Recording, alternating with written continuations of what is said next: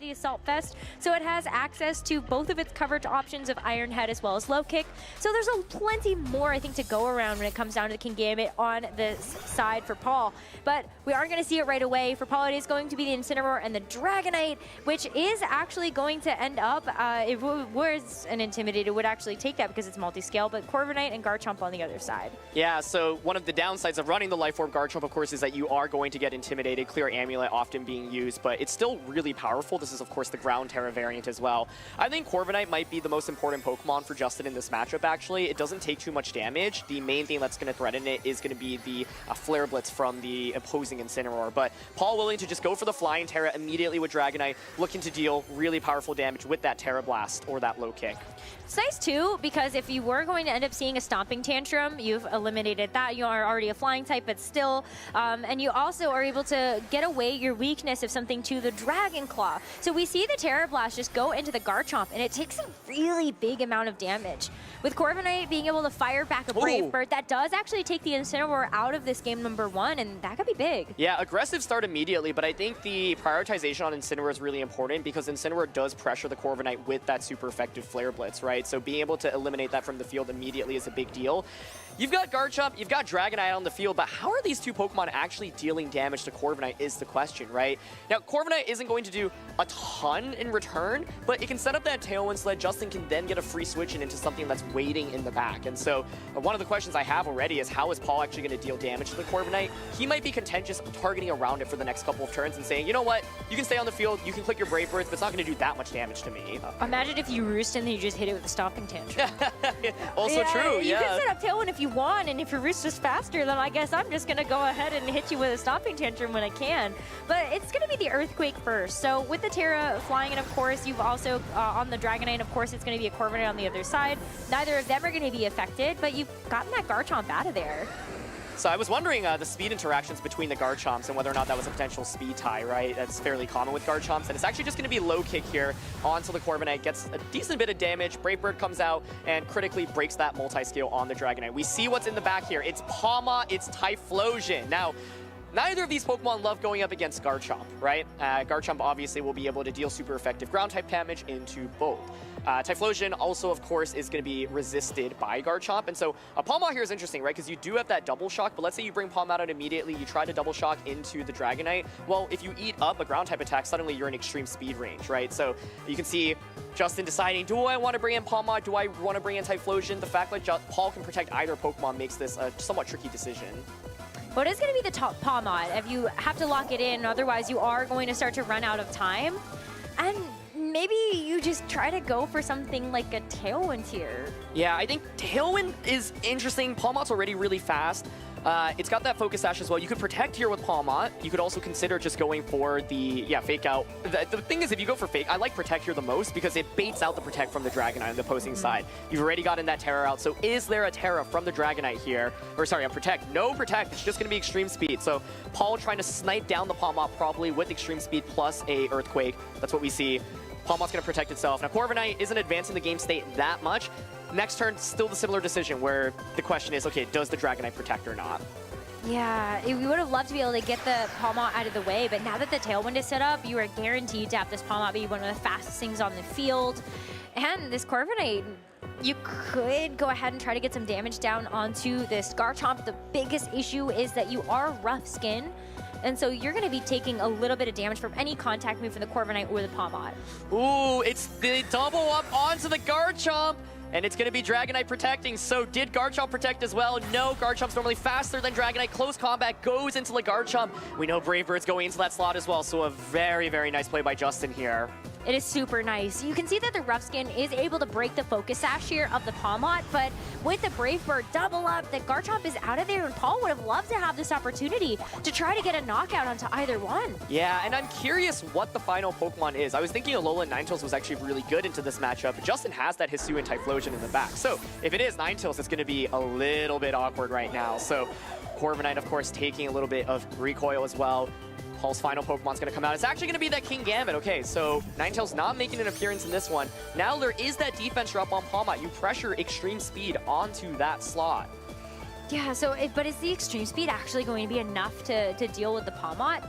Because I feel like that can always be a little bit tough. You do have the Hisuian Typhlosion in the back to potentially tank that just as a ghost type, but this King Gambit, with the Assault Vest, it does a little bit better into the Hisuian Typhlosion attacks if you can actually whittle it down a little bit. This is a big turn because I think you can extreme speed and go for a dark type attack like that Kowtow Cleave safely into Palmot. So the question is, yeah, there's that extreme speed.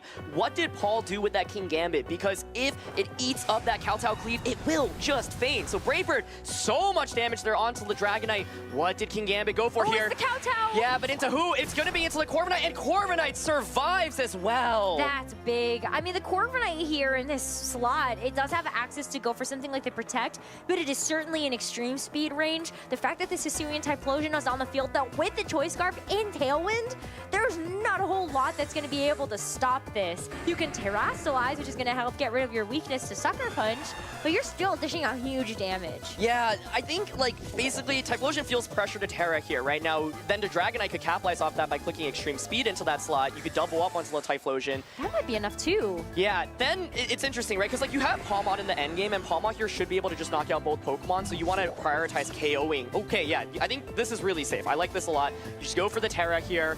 This means that extreme speed should not just get the one-hit knockout here immediately.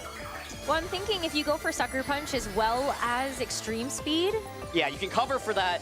Corviknight then, however, will knock out Dragonite. I think Corviknight is so offensive in this matchup. So if you knock out Dragonite, you win the game, right? So yep, there's the E-Speed. It does go into the Typhlosion. It's about 50%. Yep. And then the Sucker Punch to follow it up. Actually, that Typhlosion just gets knocked out. So, you know, maybe the Terrasalization, not enough to actually save it here, but you're right about the Corviknight being able to just get a huge KO onto this Dragonite. Yep, it's all about just KOing Dragonite so that you get the Palmot back in and just click close combat into the King Gambit. So, you know, Justin saying, I should go for the Terra here, right? This basically covers for every option you can go for, other than I think maybe Protect with the Dragonite and then King Gambit going for, say, Kowtow Cleave. But the Corviknight here being able to hang on from so much damage was so critical. So Tailwind's over, but Palmot now just has that super effective close combat, and that will just easily knock out the King Gambit, and Sucker Punch should not KO Palmot here either. No. I mean, yeah, no. I was like, is there a world where like maybe there's a crit, but no, Paul actually just goes ahead and tanks the close combat, hoping to, if some reason, actually fire off maybe like a Kowtow or anything in response. But Justin wins that game number 1 pretty cleanly. Yeah, absolutely. I think really good prioritization here. Justin made 2 very nice double ups, right? Doubling up into the Incineroar, saying, well, your Incineroar doesn't have Protect, right? And Paul opted to not even go for Fake Out. I think he might have been fishing for a Flare Blitz into the Corviknight slot to try to just get a lot of damage onto it immediately. Once again, I think Corviknight is really good into Paul's team. The only way you can hit it for super effective damage is that Flare Blitz. And Justin recognizing, how do I distribute enough damage here across the board to take advantage of the game state? You can see why Corviknight's so valuable as well, being able to bounce back that Intimidate from the Incineroar. And Corviknight's damage output in this game was no joke. It always did enough to basically pick up the knockouts that it needed to in this game. And you know that you're able to get several of those Brave Birds off because you have that Citrus Berry recovery. So while you do take recoil, you get a little bit of your HP back. You have Roost if things are getting really rough. But yeah, this Corviknight was able to put on a ton of offensive pressure. I wonder, though, there was that turn where Paul did actually protect the Dragonite while there was a double up. That was the big turn. Yeah, does anything look different if Paul actually is able to get a knockout? Yeah, I mean, you of course could have protected Garchomp there and attack with Palmot, attack with Dragonite into Palmot. Call. Yeah, but it's like, well, then that just hard loses to Double Shock into the Dragonite slot, right? I think, like, Justin did a really good job of recognizing, okay, multi-skill Dragonite's annoying, but he baited out the Terra immediately, got the chip damage onto it, so then Palmot put on pressure with that Double Shock. So I think Justin's understanding in that game was really fascinating. I'm sure, you know, the fans at home definitely wanted to see the Wheezing as well as the Toad Scroll, but I think you got to be a little bit scared when you see the Alolan Ninetales on the opposing side. Now, Ninetales did not come out in that game, so I'm wondering if Justin's thinking, okay, as a mix-up, what if I do bring it now? Because I don't think you're going to bring the Ninetales once again. But I think Corviknight just felt like such a solid piece for Justin in that game. Now I wonder then if the Corviknight is there, do you actually think about the Ninetales? It's interesting. Which is hard, because I know you're not doing super effective damage, but like it's still something to think about. You've got the Blizzard spam, the Freeze Dry. Right, like Ninetales actually into the Corviknight Garchomp lead would have been pretty awesome, right? Especially because it's Ground Terra Garchomp. So here it is, going to be Dragonite and Garchomp dual dragons this time around. And here we go! It's the Toad Scroll and the Wheezing. Neutralizing Gas going to shut off every ability. Oh, but of course there's the Lumberry still on the Dragonite, right? So you can potentially go for that Spore. Water Terra here is pretty nice defensively, and Weezing right now does, of course, threaten with super effective damage onto both Pokemon, but you are up against a multi-skill Dragonite, right? And the Garchomp here, both Pokemon actually have Protect, so you could double Protect turn one to bait out a Terra or bait out a potential, and see what move Weezing wants to lock into. That would be actually pretty stellar. I think if we ended up seeing that from Paul. No also, stellar Terra, but it could be stellar. Yeah, it could be a stellar play. You're right. But I kind of wonder too. Does Paul just read into that and go on the offense? Okay, it looks like, here we go. It's thinking of the Spore and just switch in. This is risky because now you, of course, has its ability activated again. Yeah, okay, let's see. And one thing to note is actually the multi-skill was actually canceled, right, by the Weezing. So Weezing actually did put on a little bit more offensive pressure into the Dragonite. Still, though, Dragonite's quite bulky, and it can Terra. It's going to be the Flying Terra here, so is it just Terra Blast into Toedscruel? And if so, do you just get the knockout with that? I think you would end up just getting the knockout. Regardless, you also have the double-up opportunity here from the Garchomp, but it is going to protect. It feels the threat of that Toedscruel, also just the damage that could be coming out from that Weezing. If the Toedscruel goes for the Spore into the Protect, so Paul got a really good call there. But what is this Dragonite going to actually do? It is the Terra Blast, so it has two options, and it is going to be that Toedscruel on the receiving end. And that just faints. Bye-bye, Toedscruel. You tried your best. Well, we got to see it. We just didn't get a chance to see it do something there. But now you have the opportunity, I guess, to bring in the Garchomp. You still get a chance to put on some pressure on the opposing, but we saw the speed interactions in that last game. Totally, yeah. And I think, yeah, the Toedscruel on this team, speedier, right, as we see the Dragonite move there. Garchomp is just going to protect. So once again, like, Corviknight is such a big problem here. Paul, however, does just have a Pokemon lead immediately, just willing to launch Dragon Claw into that Garchomp. I wouldn't be surprised if he doubled into it, but this, of course, then is an opportunity for Justin to set up a potential Tailwind. Low kick, though, actually decent damage to Corviknight, right? You need to slowly start chipping away at it, so I like the idea of just splitting your damage here, get some guaranteed damage, but now you're at risk of obviously eating up a Dragon Claw from this Garchomp onto the opposing side. Is there anything that, I mean, like, when I look at Paul's Pokemon, it's tough because if you bring the King Gambit again, then you also could just take a Stomping Tantrum in that spot, or you just end up taking some damage from both the Garchomp and the Corviknight from a double up. But there is still this Weezing in the back that Justin can consider throwing back into the mix. Yeah, and I think the main thing right now is you still have to break the multi-skill on the Dragonite. Of course, you could potentially pivot in the Weezing with that neutralizing gas, but either way, with the Flying Terra, like, you're just not going to be able to do like a ton of damage. But Garchomp is going to pivot out here, so the idea is reading that Paul's Garchomp is going to go for a Protect or a Switch and trying to get Weezing into a good offensive position. Neutralizing gas now hits the field as well.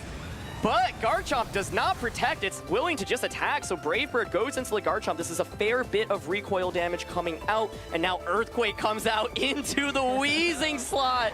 Paul doesn't care about eating up a Dragon Claw, and Weezing just eats up so much damage. It was nice because at least like the neutralizing gas is shutting off the rough skin, so you're only taking the recoil from the Brave Bird, but it does leave this Weezing vulnerable to that double up of the Terra Blast.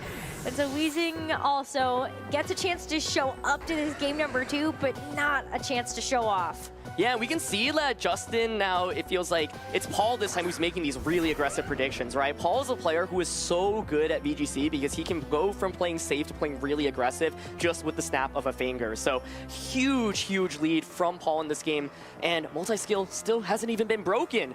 Justin's been trying to read into Paul's safe protects, which he was going from that first game. Paul decides, you know what, I'm just going to dial up the aggression a little bit, and it's been paying off really, really well. Now, there's still comeback potential, right? This Corviknight, of course, can heal itself with Roost. You still have the Tailwind up. You've still got the Dragon Claw pressure. But the question is, do you think Paul continues to play aggressive with Garchomp? Does he finally go for a Protect with it? And the Dragonite, it just can freely launch Terra Blast into Garchomp, which I think is what makes this so tough. It does, and Paul still has 2 more Pokemon in the back that you could also switch into that Garchomp's place or the Dragonites.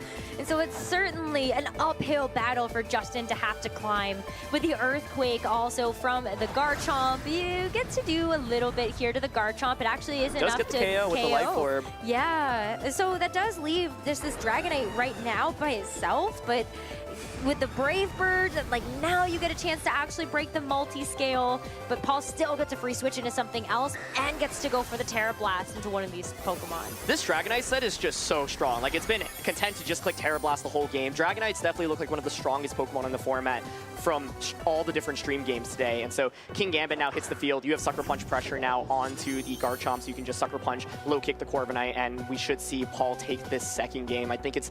You have the Terra here on Justin's end, but I don't see how Terra really saves you at this point, because the Garchomp is always just going to faint to a Sucker Punch, I think. Unless somehow it has enough bulk to actually take one. If you can survive, even then, I don't know. It's like Corviknight's just never really winning the game from this position, because Brave Bird is not going to ever win against King Gambit, so all Paul needs to do is eliminate Garchomp. So I think we should see us go to a third game here, but Justin's going to fight it out, take some time to think about how he can come up with a game plan, and yeah, Sucker Punch does just get the knockout on a Garchomp.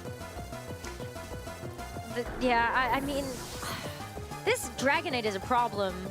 Like, even putting it to sleep, you have the Lumberry that would be able to keep this Dragonite back on its feet. The low kick now, too, is going to do even more damage because you removed your flying type with the Roost. Yeah, I think you just have to go back to the drawing board for this third game. Justin was able to get the win in game number 1. Paul with some fantastic calls, being able to draw this to a game number 3, but now Justin has to kind of consider, was the Toedsquirrel and Weezing worth it? Yeah, I think like Justin did not end up going for Terra in that game, so there was the opportunity to at least go for Water Terra with Toedsquirrel on turn 1 to survive the turn. Either way, right, we saw where the Spore target ended up going into, but yeah, I think Dragonite was just an absolute menace here, and I think Justin was trying to catch Paul off guard, predicting a Protect or a Switch, but Paul was like, you know what, I can just attack here. I don't actually think that I'm really feeling that threat in. Palmot critically being dropped meant let the best answer into the Flying Terra Dragonite was just eliminated. So I think Justin might want to consider going back to that Palmot. I do think one really interesting interaction in this game is what you called out earlier, Rose, the Rough Skin breaking the Focus Sash on Palmot, because I think Palmot's an incredible Pokemon here, but it's really volatile. If you, once again, attack into a Protect and then you just eat up like a Stomping Tantrum, well, suddenly you're in extreme speed KO range, right? So yeah, I think Dragonite, once again, continues to be so good for Paul here.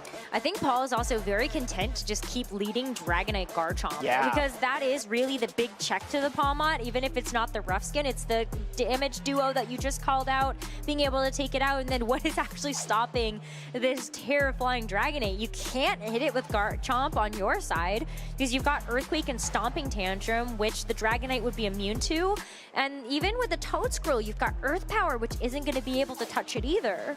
Yeah, to me, I think like the way Justin approached game 1 felt really smart, where it's like, okay, let me use Corviknight, let me Brave Bird into the Dragonite. Being able to bait out the Terra is really nice, right? I think Corviknight Garchomp just was a fairly effective lead. I wonder if Justin was thinking Paul was going to adjust to Ninetales in game 2. I guess even if Ninetales came out, like, you're still pressuring Freeze Dry, so not 100% sure, but either way, I think, like, I would love to see Ninetales make an appearance here. I don't think it will, but it would be cool, because let's say you expect Corviknight and Garchomp to come back out as the lead. Suddenly, Ninetales applies a lot of offensive pressure. But yeah, I think basically in that game, Corviknight stood on the field, but its partners weren't able to do any damage. How do you feel about a Typhlosion lead? Okay. I'm just wondering, because at least you're able to do like at least some type of spread damage. It would still be a lot. You maybe get a chance to get a burn onto either side. Unfortunately, that's not going to end up being the case in this game number 3, but it was a pipe dream like the Alola Ninetales. Yeah, it's one of those where I think if you actually expect a Ninetales adjustment, maybe you can think about it, but the downside of it is that you're just facing down Double Dragon, right? And that was the lead that we had previously seen. So this time around, it's going to be a double Protect from Justin's end. Paul, of course, critically doesn't go for that Flying Terra immediately, but now you have a lot of offensive pressure right away. It might just be a Protect all around. Across the board. A Protect for you and you, and it is just 4 Protects. But that 4th one is going to fail. It makes sense, though, from Paul's side as well, where you don't necessarily want to be a victim to a fake out from this Palmot. Maybe your Dragonite does just go down because it's multi-scale. It does have the opportunity to get faked out. This is so interesting. Okay, you're seeing the Weezing pivot. The idea is I've got Life Orb, Dragon Claw. Let me turn off multi-scale and then maybe just knock out the Dragonite. Now, critically, Dragonite didn't get its Protect off last turn. Oh, okay. That is spicy. Electric Terra plus Dragon Claw here into Dragonite is certainly a possible play. But if Paul... Okay, the idea is to split the damage here. Yeah. I like it. I was going to say, if you like double up onto the Dragonite and then Dragonite does get the Protect off and Earthquake comes out, it's a disaster. But this is one really fun thing you can do with Palmot. Electric Terra, which means that you will keep your typing with the Double Shock. That would be very nice, but you're still under pressure because the extreme speed is going to be enough to break the Palmot. And because Paul's Garchomp is very fast, we could see just a knockout here. But not before this Palmot gets a chance to actually go for the double shock. But look at the multi-scale. Is it a speed tie? Whose Garchomp will move first right now? It's going to be Earthquake from the opposing side. So Paul is going to be able to get damage down into both the Palmot and the Garchomp. So the Palmot gets knocked out here. Garchomp from Justin's and still gets to move, and we saw the damage split. So this should be a good sizable amount of damage into Paul's Garchomp with the Dragon Claw. I think it'll KO, yeah. So this is a Garchomp versus Garchomp. I'm really questioning like the speeds here, right? If it were a speed tie, this would look completely differently if Justin had won that one. But now Justin is down a Terra for the remainder of the game. Palmot was the best tool against this against the Dragonite previously, and so yeah, that's a really, really strong start for Paul there. But at the Garchomp speed interaction, a huge deal.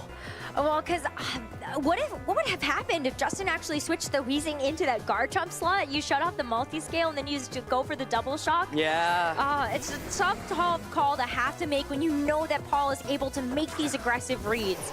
And Ninetales hits the field! That's a really big adjustment there from Paul. We didn't see it in games 1 or 2. So Ninetales, of course, will not have the snow active, but it still puts on offensive pressure, right? Right now, you have the ability to just go for, say, Freeze Dry into that slot, go for Terra with your Dragonite, and just Terra Blast into the Weezing slot. So Justin recognizes, okay, I do not want my Garchomp to just faint from a Freeze Dry. Let me bring out Corviknight. Corviknight's going to take that a lot better with its Steel typing, but we are going to see a Terastallization invested into this turn here from Paul. It is going to be the Dragonite, again, 3 for 3 on this Terra Flying. Knowing that this is one way that you can really bypass these ground-type attacks from the Garchomp. Totally. With Palmot eliminated, now way less threatening. Yep, there is the safe Freeze Dry into the Garchomp slot. That does around a quarter to Corviknight, and Terra Blast comes out immediately into the Weezing slot. So I don't expect this to KO, but it'll certainly do a ton of damage. It is a lot. If any follow-up here would be great. You've got the Dazzling Gleam too, using that Flying Terra just as a defensive one. And this Alolan Ninetales has been able to stay around quite healthy. Yeah, so what's tough here is you want to set up Tailwind, but like the Weezing slot right now is just completely exposed, right? So Paul has a guaranteed knockout onto that with Terra Blast if you want to go for it. Corviknight could then, of course, Brave Bird and pick up a knockout onto the Dragon. I'm curious, because the Corviknight seems fairly offensive, whether or not it would even knock out the Alolan Ninetales. One other thing to think about is if the Dragonite can knock out the Weezing, then the Snow suddenly becomes active, and then you actually get that defense boost. And so, yeah, it's tough because the Weezing slot basically will go down this turn, right? You either lose your Weezing or you switch in your Garchomp. So the main decision, I think, is, yeah, what do you want to do with the Corviknight right now? Do you want to go for Brave Bird to finish off the Dragonite? And that looks like that's what Justin's considering. Oh, Freeze Dry goes first, though, into the Corviknight. You just do a little bit more chip as the Dragonite gets to follow that up next. So this Terra Blast into the Weezing, poor thing. It's also going to go down here, and then you also get that Snow back up, as you said, as these abilities turn back on. Yep, Neutralizing Gas now wears off. Snow Warning is now active. And so the Brave Bird, of course, went into the Dragonite slot. That'll pick up the knockout. But you still got a Ninetales that can deal with the Garchomp, right? So then the big question is, what is Paul's final Pokemon? If it's that King Gambit, you can just always Sucker Punch into the Garchomp slot and lock the game up, kind of like how the previous game was locked up. But you took so much recoil there as well. Yes, you are able to get this Citrus, which is going to give you more of your HP back, but now that the Snow is also active, this Ninetales is Blizzard. What's the final Pokemon? That is King Gambit, and I think that should secure the win here for Justin. You can very safely go for that Blizzard and Kowtow Cleave into the Corviknight slot. No need to even really, unless the Ninetales for some reason is slower than the Garchomp, which I would be surprised by. But I think one of the reasons you would want to use Ninetales is because it's faster. So yeah, I think Justin here can try to go for maybe a Protect and a Tailwind. It's probably your best bet, but the King Gambit is the perfect final Pokemon for Paul here. Yeah, you still maybe have a little bit of dog left in this fight here if you're Justin, but as we see the Protect come through, it comes down to Paul being able to even just get a double up into this Corviknight slot, finish it off. There's the Blizzard. Of course, not going to be able to connect with this Garchomp, but look at how much that Corviknight's even gonna take. Oh, the freeze finally comes out. Oh, so even if it was gonna be able to get the tailwind off, it's certainly not gonna be able to this time around, as it's just frozen in place. Yeah, that one honestly I don't think makes a difference because, I mean, you see Corviknight faints here, Garchomp protected, you just Sucker Punch, Freeze Dry into the Garchomp Slaughter Blizzard. But it's still insult to injury, Aaron. It's a testament to why Alolan Ninetales is really powerful though, right? Like, Paul clicked Freeze Dry, and Blizzard, and your odds of getting a freeze when you're going for these moves turn after turn after turn is fairly high. So Paul Chua advances to 7-0 with that Alolan Ninetales, our first time seeing it on stream in this tournament, defeating Justin Carris, running the Toadscroll, running the Weezing. We got to see, unfortunately, those two Pokemon not do very much in this matchup, and I think Paul had a lot of good answers into them, starting with that Lumberry multi-scale Flying Terra Dragonite. What an absolute monster that was. There was just nothing to hit it. There was nothing to hit it outside of that Palma, and you called it so many times over with just how Paul even just had multiple answers to deal with the Palma when it was on the field. Yeah, I think this game 3, just that one turn with the Dragon Claw. You know, if Justin won the speed tie there, you get the KO. I don't know if it's a speed tie, but if it is, and you get that knockout, the game looks completely differently because the Garchomps are both so powerful on both ends. So I like Justin's approach. I think Justin may have said, you know what, I think this matchup is actually really scary because it feels super volatile. So if I can force a 50-50 and win the 50-50 speed tie, then I'm actually in really great shape. I do like Paul's adjustment into the Ninetales as well. We had not seen that come out at all, and Ninetales offensively pretty darn good into this team. Perfect ace in the hole, and you saved the best for last, I think, when it comes down to that third and final game. But I love to see that, especially when, you know, we're used to seeing the Alolan Ninetales as a supportive piece with the Aurora Veil, but Paul's team, it was designed in such a way